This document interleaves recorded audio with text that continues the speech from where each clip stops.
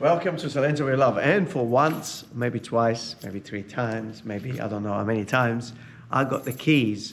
I'd like to show you this first floor property, my latest acquisition, and which is going to be transformed, just like all the transformation, into something beautiful. Remember, having a real estate portfolio allows you to look at the future in a different way, or at least that's what I've always believed. This is what I say to a lot of my clients.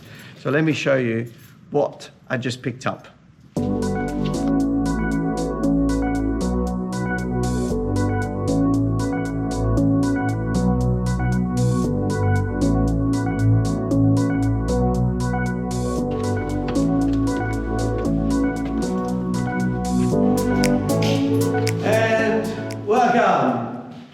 What a wonderful room. Incredible what you can do with a room like this.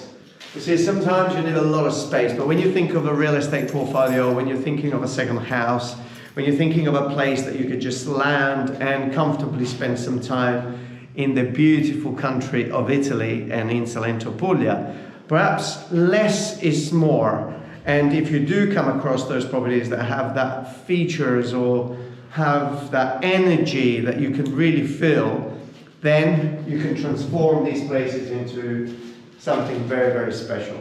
Let me just share my vision on episode 1 of I don't know what. Kitchen, look at this. Now when I picked up this property, they had a wall here, and I thought, what are they thinking? You know, we don't want walls. When you have small environments, you want to get rid of walls. You don't want to have barriers and things that actually close your space up. So this wall went down, exposing all of this plumbing that is all going to go, making room for a beautiful kitchen along here. Now this wall is about 4 meters long. I've already marked the fridge, the dishwasher, the basin, the washing machine, everything is there. Did I say the washing machine? No, I've changed my mind. I'm not putting the washing machine there, but I'll show you where I'm going to put the washing machine. So all the kitchen is going to go there, and look at this window, bringing so much light in and looking down into a 14th century courtyard. Now the space here gives us a beautiful room to put a sofa, a very nice comfortable sofa here, a table just over there. My TV can be on this wall over here, access to the bedroom, and look at this. Did I say washing machine earlier? While I was here with the plumber and brainstorming, I thought, well, this is the exact space where I'm going to put the washing machine and the dryer. And you know why? Well, look, you see this wall, it protrudes out already. So if I bring this over in line, box it all in, washing machine and dryer in there at a comfortable height, meaning that if I have a single opening door here, I can get the door to open this way, and it would just rest nicely on this little return that I've created over there. Sometimes thinking space. Bedroom, what more do you want? Fantastic size, beautiful ceiling, a nice little window looking into another courtyard. Perfect. Bed can be over here, nice little bit of lighting, wardrobe over there, and the bedroom, it's done. I love this space actually. Now that I'm going through, I love it even more. Sometimes, you know, I get little glimpse of time at the weekend to stop and see the things that I'm working on. And sometimes, very often actually, not sometimes, I wake up in the morning, 4, 5, 6 o'clock in the morning, and my brain is putting things into place. And it's very important when you are designing or refurbishing a property to think of how are the dynamics of a property. Am I going to walk in and turn left? Am I going to walk in and walk to the right? Am I going to walk in and sit on the sofa? Trying to imagine yourself how you would like to experience that place and the space. Once you have managed to be in that position, then you can really start visualizing things, and then everything becomes so much easier. Now this door took us onto the roof terrace, also gave us access to a space here. And so access to the roof terrace from here, so you can imagine a door here, but it doesn't have to, but definitely a door here. And this door here is going to give us access to a wonderful bathroom. Now the height here is a bit low because these are the stairs going up, but past this point, we've got a wonderful star-shaped ceiling. a fireplace that was there has been demolished. So creating now this huge amount of space, and as you can see, doccia. So yes, we can have a shower here with the entry point from over there, and this could be a wonderful shower. The toilet over there, I'm probably going to do without a bidet. So rather than trying to compact too many things, and then sometimes it becomes a little bit too full, well, maybe just a little spray bidet is going to do it. With a bidet there, a beautiful, comfortable shower. I find that showers need to be comfortable. They're one of those places in the house where you really meditate, you really relax. And so having a comfortable shower is very important.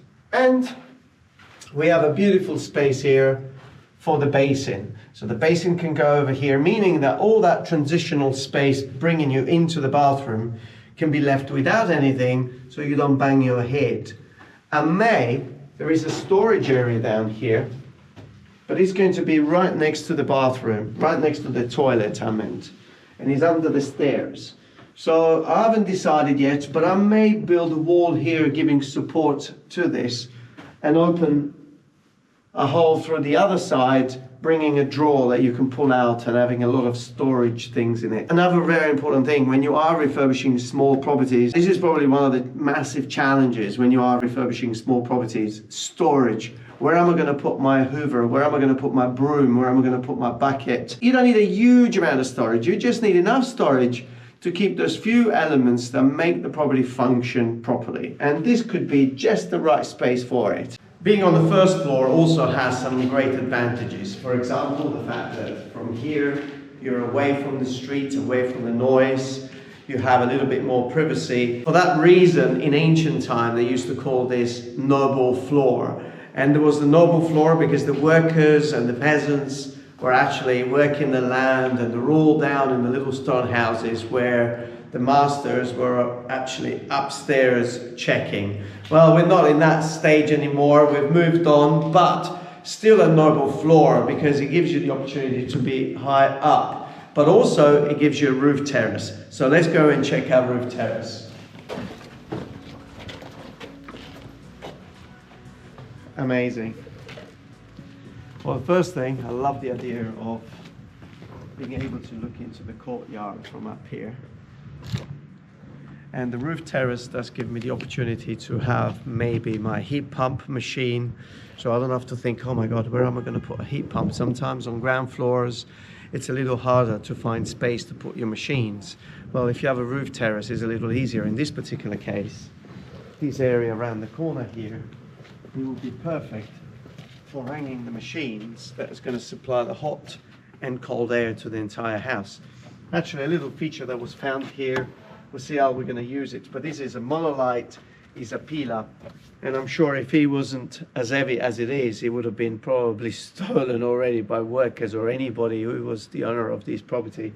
But we got it here, and we're going to make sure that we give it a second life to this wonderful piece of history. The rest of the roof terrace, well, it's just a way of coming upstairs, enjoying the blue sky, the warm air.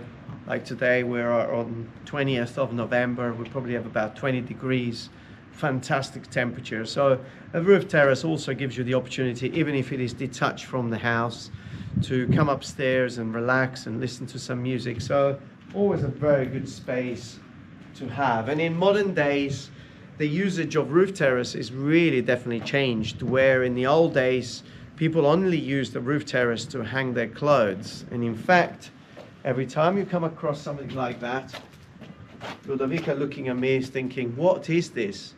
But this was actually so important when they were building the house. So they put it into the line of blocks, so it became part of the property. And it was just to accommodate a pole that went in there, and another one went onto the other side, and then they could put some string across and hang their washing. So whenever you see this, which are beautiful pieces of architecture, and you're thinking, oh my God, this must be some ancient technique things. No, it was just to dry their washing. Well, I mean, if you think of how complex a washing machine is today, this one, a little simpler, but still does exactly the same job of a dryer. These ancient properties always have a little surprise somewhere, and the surprise here was this key. and this room that came as part of the property. But look at the size of this. We are directly underneath the bathroom area upstairs that we have explored. Now, it's actually on the first ramp of the stairs coming from the street. So you think, what can you do with this? Well, first of all, I was struggling to find a place to put the hot water heater. And I found this space under here. And we thought, great, it's out of the way. So even if you decide to do something with this room, you're not actually going and interfering with the space.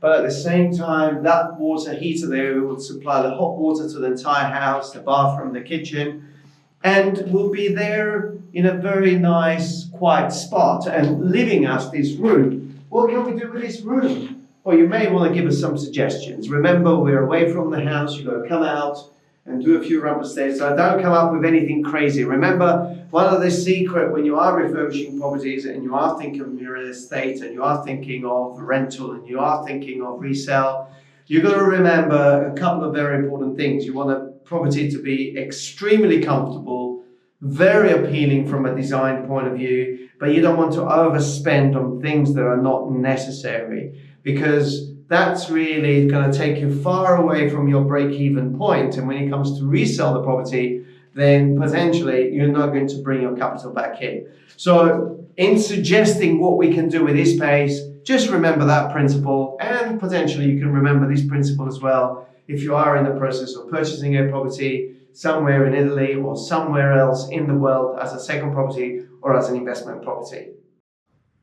And to finish it all off, as part of this vision, the facade is going to be a very important part. As you're coming through the courtyard, you really want to look up and you want to look at a beautiful facade. And in fact, the first part of that job was done by doing this.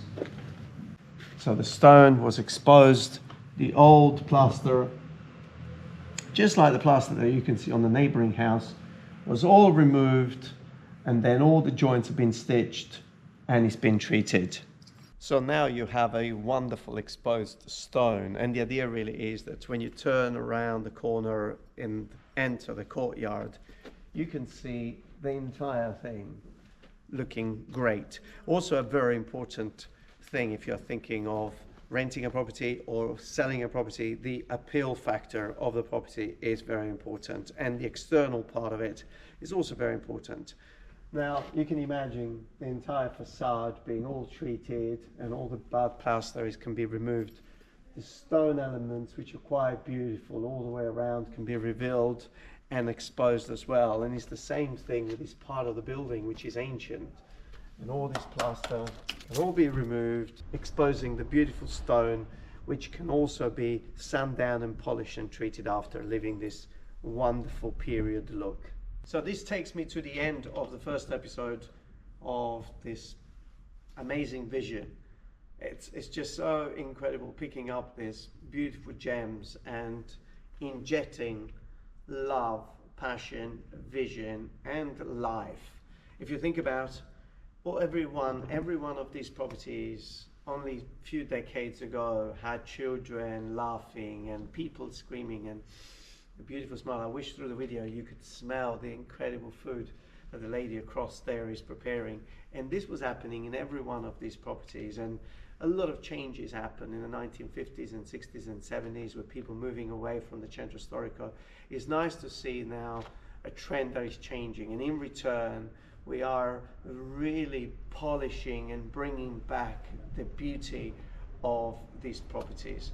So I'm privileged to be part of doing this on this property, and I would like to share with you what's going to happen with this property, and you'll probably see it through the rest of some other videos, or probably right at the end, I don't know. All I do know is that I really wanted to document the beginning of something and also share with you the vision and the thinking that goes through my mind when I'm actually creating a beautiful space.